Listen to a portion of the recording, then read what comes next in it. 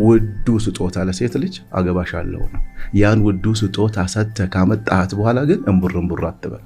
እኛ ወንዶች ያው ዝናብ መጥረጊያ ነን፣ አንዴ እንገባለን አንዴ እንወጣለን። እነሱ ደግሞ እንደሱ አይደሉ። ወንድ ልጅ እዚህ ጋር ነው ስህተቱ።